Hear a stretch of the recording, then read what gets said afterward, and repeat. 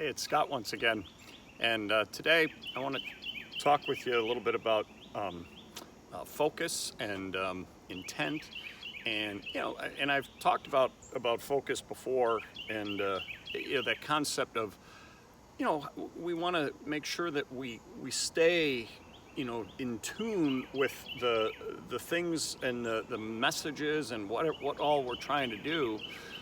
We need to stay focused on what we're doing. But today I want to talk about a little different kind of focus. And okay, how annoying was that? How annoying was what I just did? Because that's the kind of focus I want to talk about today. I keep looking at this phone while I'm talking to you. You ever have people do this to you? You ever have people who you're in a conversation with and they're constantly either, they're looking at you and you're talking and you're whatever it is you're talking about, and they keep on glancing down at their phones or keep on, they cannot stay focused on you. This is the world that we live in right now. And we can poo-poo millennials. Sorry, you millennials out there, but this is what I hear from people my age all the time. Oh, those darn millennials. And we can poo-poo whoever, but it is an individual thing that we see from all types of people. So no, this isn't a millennial thing. This is an individual thing, and it's a problem because we see it over and over and over again.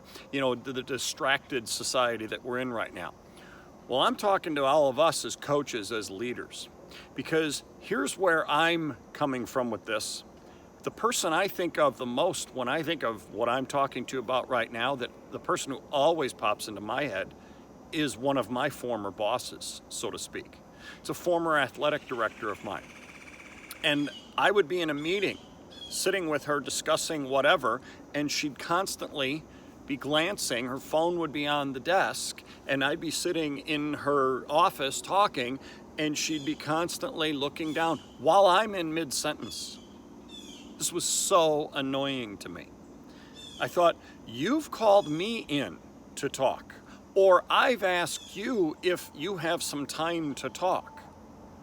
And you've said yes. Okay, fine. At that point, I deserve your full attention. This is a problem in society, absolutely. But if we're going to be leaders, we cannot be doing this. Are there moments where there are important things that you're waiting to hear about? Absolutely.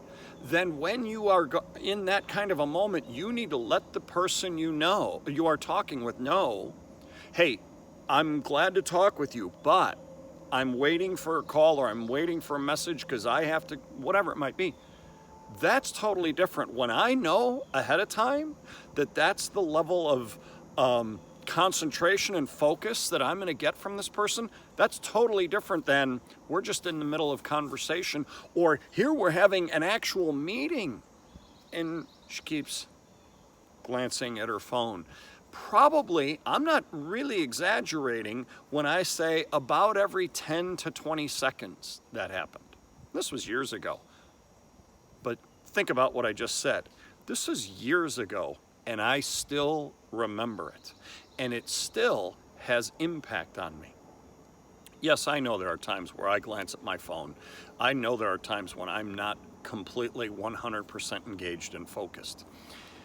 But I try to make sure that in my role as a leader, in whatever that capacity is, that I do not do that when I am in conversation with somebody, but a meeting, an actual meeting that I have called, or that somebody has asked of me to help them with something.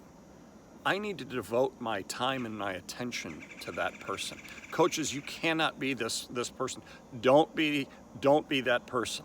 Make sure that when you are meeting with kids, parents, administrators, whoever, make sure that you are there with them and there for them. And again, if you do have something that you're waiting on or that could be taken away, let them know ahead of time. Right? I think this is a really important message, especially in this day and age, because we see people trampling all over this concept all the time. All right. Hey, do me a favor, scroll down. Let me know what you think of this, because you've probably been involved in meetings like this. And also, are you guilty of this yourself? It's okay. Fess up, own up to it, and let's fix it and let's work on it. Because if we're going to be the best leaders we can be to help our kids and our constituents, whatever you want to call them, whoever you're dealing with, have the best experience possible, we need to be there for them. We need to be invested in them. Okay? Scroll down, let me know, let us know what you think about this. We'll talk to you again next time.